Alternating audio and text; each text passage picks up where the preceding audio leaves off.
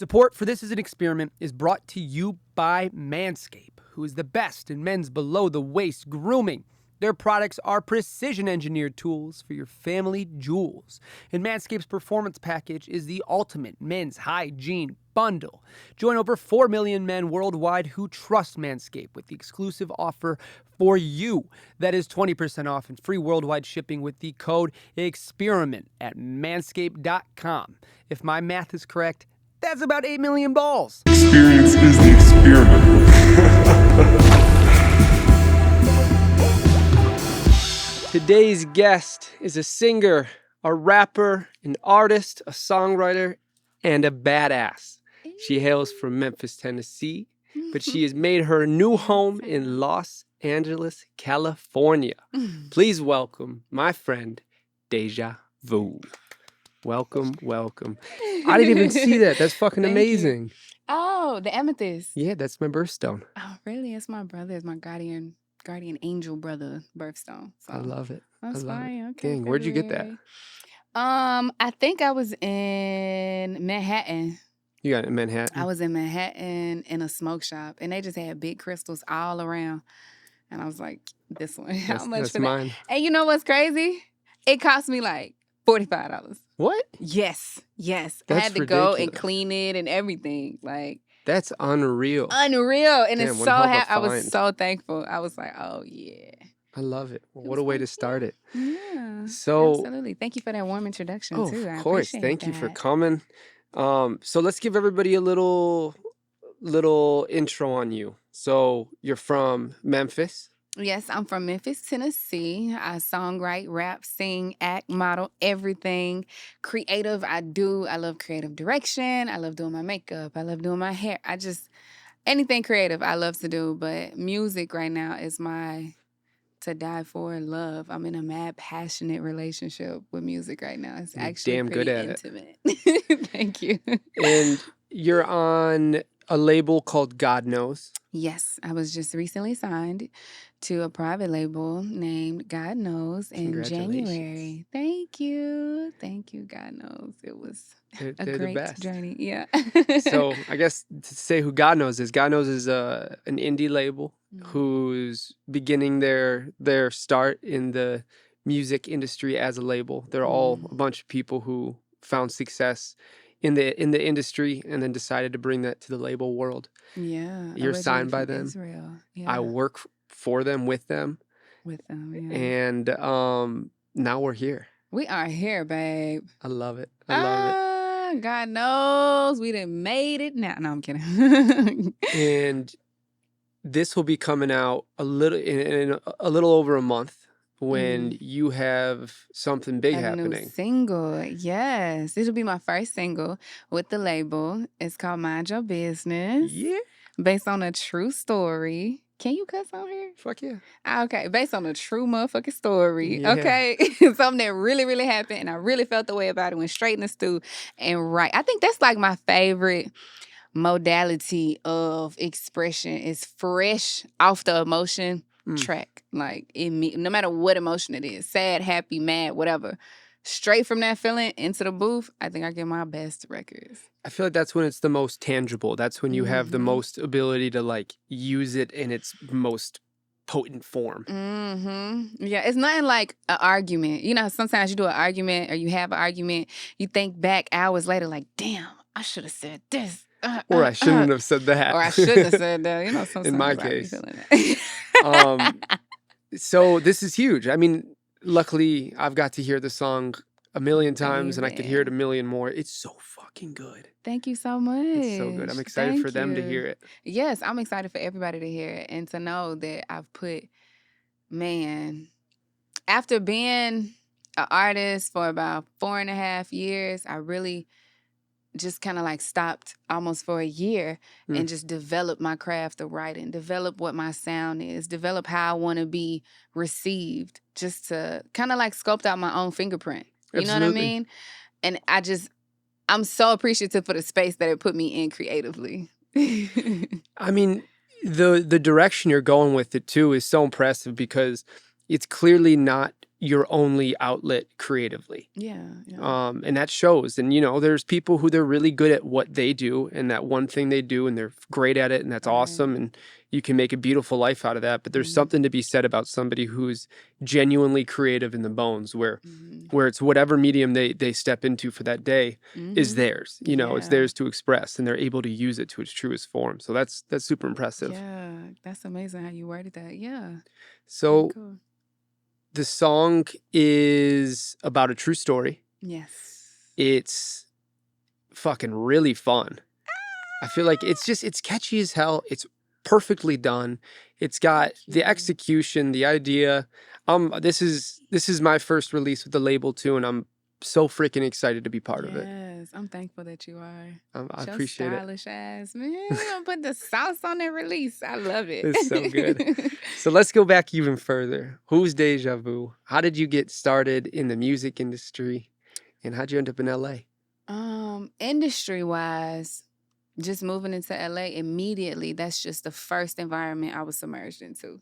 All of my friends, anybody I came in contact with, everybody either did music, either did set design, directing. Somebody did something in the industry. And I was like, okay, thank God. I think I'm in the right spot because everybody's doing something creative and I'm into all of that. Absolutely. So I just began to just sponge. Soak up any type of, whether if it's a discipline, whether if it's a skill, just started to soak up there. I used to do like production assistance for music videos. I had like a guy friend who was he was rising in his music. So I'd be in a studio all the time, learning what that looks like. But as far as my love for music, it's been my whole life. I was raised in the church. So singing in the choir, singing for Easter, singing for any type of program, that was just always my movement. And in high school, I was in the choir. Middle school, I was in like Stax Museum. You ever heard of Stax Records? Stax? Why does that sound so familiar? Because it's legendary out of Memphis. Who? Tell me some people that have been in Stax. That sounds so Stax familiar. is like older than both of us. It's like your mother and her friends. They would listen to people probably. You know what I'm saying? My mother and their friends. Maybe my mother's mother. I don't know. You know what I'm saying? It's very, Crazy. very, very legendary. Basically, they have like a music museum and also like a program. And that was the first time I ever like recorded anything as an artist, just with Love it. I think it was my 7th grade class. And I was like, oh yeah, okay, I can do it. You know, society kind of gets the best of you over time, but Totally. After experiencing a spiritual awakening personally, after losing my brother, Pisces. I had no Amethyst. idea, but he's here with us. That's what my amethyst is for. Yes, my big brother. After experiencing that, I just wanted to go back to what made me happy as a child. Because I was finna get into medicine and things that made logical sense in the regular world, thinking that creativity couldn't create income or create a career. And so once I dropped all of that preconditioning, that's all I wanted to do was express myself through my pen, through writing. And while I was writing, I started writing about myself, made a book. And while writing, I could hear melodies. And I was like, okay, I'm telling stories, but I'm hearing melodies. This is music. So that's when I started writing my first song in 2017. Yeah, and ever since then, it's just been like, all right, I think I could do this. Can you go back a few steps? You said book. Yes. I had no idea.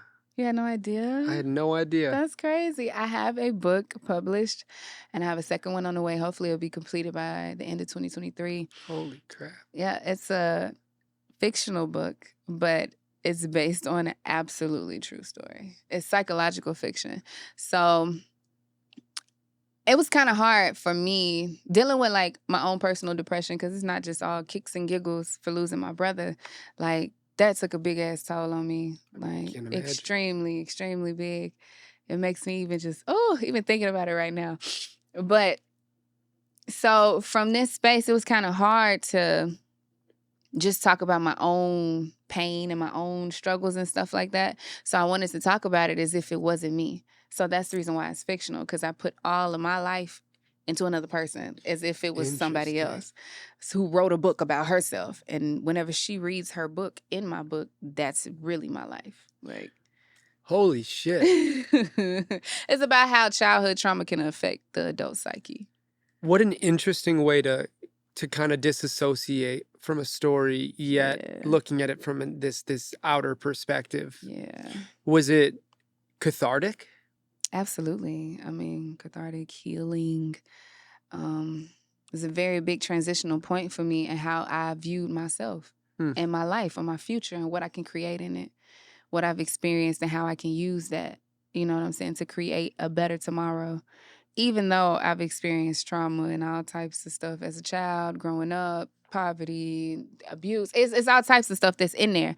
But for me, to take that, use it, and grow makes it worth it. Like, Absolutely. And hopefully you finding the ability to dissect your own situations and use them as a staple piece in your art, as something that can tell your story. Hopefully that'll eventually end up into a way for others to find the same sort of catharsis in their lives. Absolutely. Absolutely. Yeah. There's no way you can't read that book and not feel some type of clarity within yourself, because I'm putting it all out on the table. How I feel, how I felt, what I think of how I felt today, how that feeling still affects me now. It's yeah. Was that the perfect word? Was that something that was scary to? I'm sure it was. I'm sure there was every emotion when it came to writing it, but when it came to releasing it to the world and understanding that now your story is no longer just yours, it's something that other people will be able to dive into and hopefully learn from. Was that scary, or did that feel like it was time? You know, I already had my shield up. I already had my shield up because it wasn't me. Do you get what I'm saying? It was me and my story, but it wasn't me. So I didn't have any attachments to, I can't share this. I can't. I know I wrote this book about a girl named Janella Woods. My name is Deja Control. Like, it's not.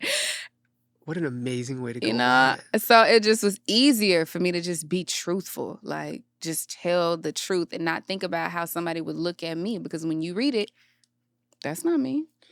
Have you ever thought about doing an album or an EP in the same concept?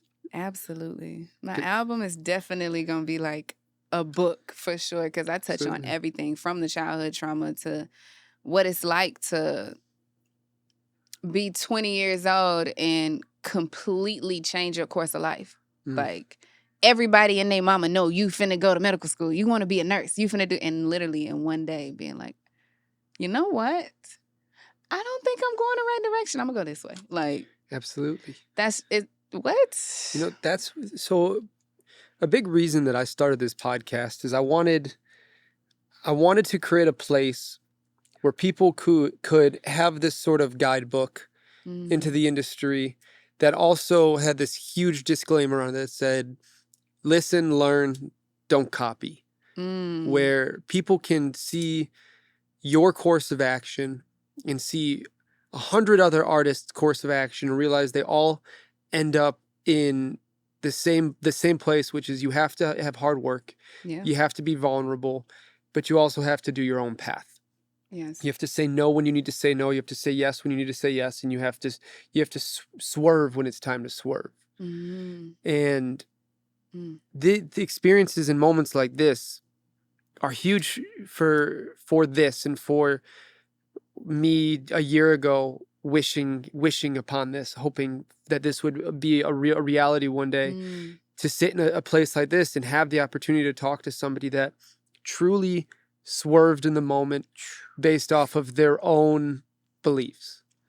Yeah. And that was the thing that was most empowering, because they were truly my own beliefs. And that was the first time I had done what I wanted to do because I wanted to do it, not because I thought it was the best thing, not because I thought I would make my mama proud, not because I was raised this way, just because this is how I feel and I'm going to move and act on it. That's when I found out, like, who God really is. Are there ever times when you're sitting out here in a meeting for a song that's yours, in a studio recording, or sitting with a producer, where you kind of pat yourself on the back and be like, you know what? You fucking listened to yourself, and now look where you are. You have a book out. You have music coming out as a signed artist. You're a model. Like, you're doing... Tattooed up, too. You're doing it. Yeah, Man, You're not in clinicals. You're not at 9, 10 years, 20 fucking years of yo. school, which is perfect for some people, but clearly Yeah. your situation is where it needed to be. Yeah, it's I honestly have to say, like, I'm one of my own biggest critics. So it's really in the spaces where, like, I'm trying, I want things to happen a certain way. I want this, I want that. And I have to pause myself and be like, okay, you want, but look what you have. Yeah. Like, so it's in those moments where I check myself, like, oh yeah, why would I feel down? Like, anytime I try and feel down or try and feel anxious about anything that's I know destined for me, girl, look around. Like, it's okay. You gonna make it. I have this thought that I live by, which is be harder on yourself so that nobody else can be as hard as you are on yourself, Mhm. and love yourself more than anybody else could possibly love you. Therefore, you don't need these external versions of it. I think they're important. I think they're part of the story, but I think they all start with this self-indulgence, this period where you have to just be like, you know what? If I don't listen to myself now, then I'm going to listen to everybody else for the rest of my life. Yeah. And you find yourself in situations where whether you're willing to pat yourself on the back or not, life will. Exactly. Yeah. And you can't get away from those little moments in your head of you knowing that you're proud of yourself and that you're proud of the hard work and the decisions you made, which Right. probably went against the grain for most people. Yeah. And especially coming from like a family that heavily Christian. Like every auntie and every uncle has some position in a church if they don't own the church. Yeah. And the pastor. So it's like black sheep all the way. Like black sheep all the way, losing certain connections, friendships that you thought, it's blood. It's not gonna change. And it's still blood, but it's when the energy shifts. Absolutely. So it's being okay with all of that and still trusting and knowing that. Because my biggest thing for probably the first 2 years is like, all right, Deja, you're not going to hell, okay? You're not going to hell. You're not going to hell. Because when they tell you like, okay, you stop practicing religion, if the only way up is through Christianity, through Jesus Christ, is what the Bible says. And to take it and be like, you know what? I want to live in light like Jesus. Like, I want to be, you know what I'm saying? Save myself type deal from what society was about to create for me. You took something that was important to you and you took what was necessary for you to succeed. Yeah. And you kept it and you dropped what wasn't serving you. Exactly. I went to a synagogue recently, which I don't go to a lot, which is Jewish church. I went with Mickey and Heli, who are two of our friends and close people and some of the best people. And one of the things they were telling me, and both of them said it separately, is like, if you don't have to know what you're reading to have a moment with yourself, like you don't have to be religious to be here, or spiritual or anything. You don't have to be anything. You can just be here, use it as a moment for yourself in a room with other people there for themselves and connect that way. And you clearly took that into your own hands and your faith went from just faith in something else to something that is internal to yourself. Exactly. And you bet on yourself. Exactly. So a lot of accountability in that space that I feel is what keeps a lot of people from it. Yeah. So in that growth, I can already see years and years and years and years and years and years of a journey of learning, even in being conscious. Absolutely. Because you're constantly evolving. It's still, I feel like, what? Going against the grain of what everybody thinks and your family and what's the norm in society to succeed, that's some real faith. Like, for me, that's some real crazy faith in yourself, in your dream. Like seeing what's not there and believing in it being there when you get there. You know what I mean? Absolutely. It's a different level. I had a talk last week with somebody whose episode comes out tomorrow for us, a month ago for everybody else. And one of the things he was saying, he said it's important to sit in your parents' basement and rap on beats. In his case, rap on beats and do type beats and do all these things for so long. But there's also has to be a day when you want something that is unobtainable to most, and you have to put the correct positions in motion. You have to do the correct things in order to get there. That is a different thing than this being a hobby. Right. You know, when you want something that is so big that it is truly one of the toughest things to get, you have to put yourself in the mindset of somebody who's able to handle all the situations in order to get there. Mm-hmm. And part of that is not listening to what you know your whole childhood, and not just surrounding yourself with the ideas that you grew up with, and surrounding yourself with ideas that are new and combining them and smashing them together until you find this beautiful crystal of ideas that becomes truly your own thought process. Right, right. And that's how you create art. Exactly. That's truly how you create art. It's just a form. I don't know. I think different things that you express outside of yourself in light is a way of praise, like to that energy by creating something. Yeah. You know what I'm saying? So it's a lot of spiritual connections in art, period. And it's so the closer I continue to walk, like with just light of love, period, like just period, just love. That's the religion. I'm starting to see like more synchronicity in things that wouldn't be considered something spiritual and things that are definitely spiritual. It's just it's all the same thing. It's all synchronized from this connection, from me on the way here, from things that go in my head into creating a song, how this experience is going to affect me as an artist moving forward. It's all like just symbiosis. Like it's just. I feel like no matter what you believe in, what religious or spiritual or whatever, tense, you can believe or not believe in whatever you want. That doesn't mean that the properties that come along with those different beliefs aren't still in play. Just because somebody becomes less religious or diverts from the path that was supposed to be, doesn't mean that all the same help from whatever you believe in isn't still helping you, know? Exactly. One of the things that confused me about religion growing up is that they say whoever is up there, whatever is up there, is all loving. If they're all loving, they're fucking gonna really love the fact that you're taking life into your own hands. And I believe that wholeheartedly. And I think everybody will eventually. Some people just don't understand directions that they've never been. They don't understand life that they've never lived. And then it becomes your chance to show them. I think of life like a haircut. Sometimes you got to cut your hair, and you're going to have a few months of a hairstyle, hair length you don't like.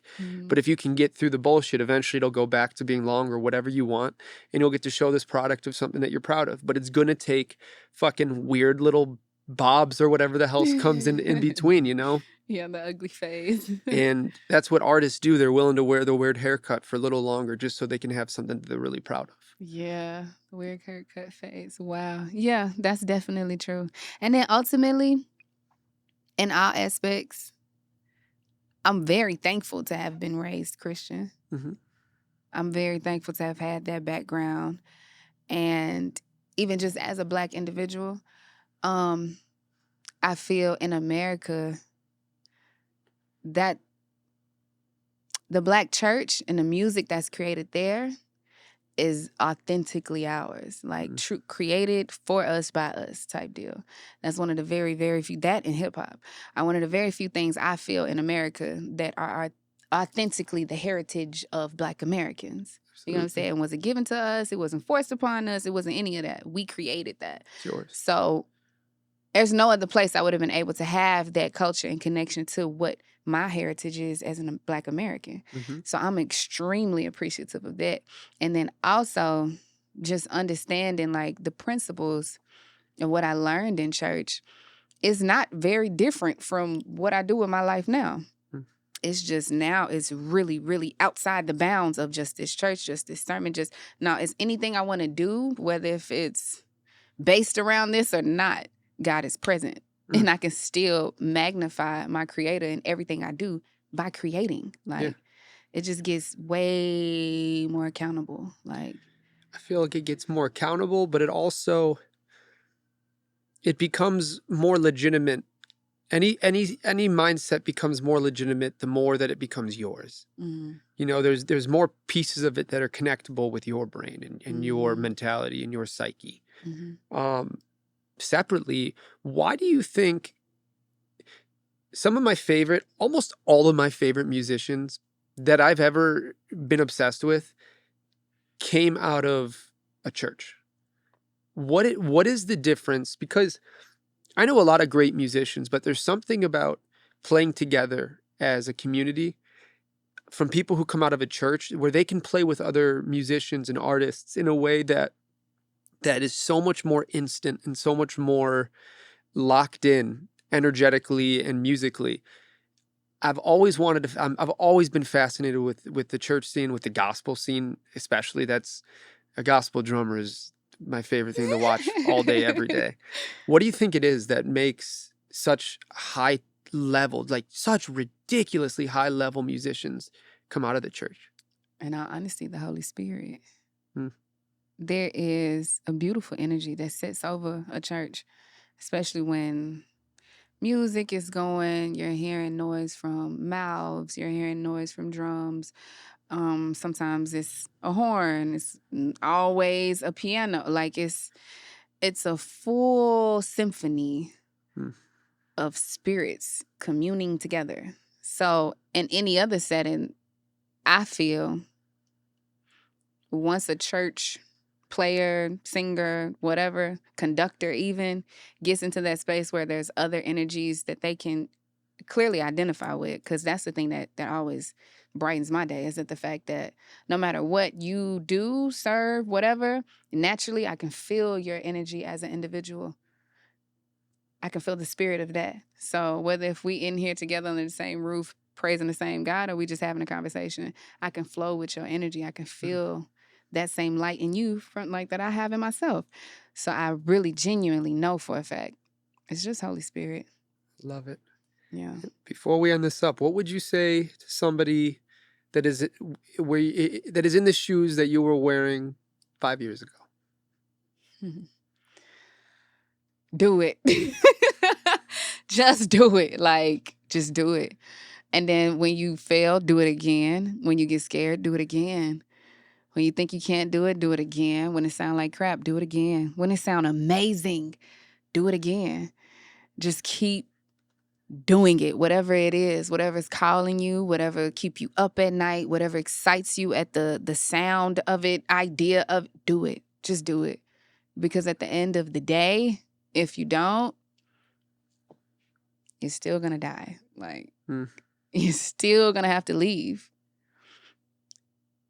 And what sense does it make to not do what makes you happy if you're gonna have to leave anyway? Like, if you're gonna say you have to leave this earth, you're gonna sit here and do something for somebody else when you gotta go at your own time? No, like, what? Make it worth it. Make life worth it, because you only get one on this earth.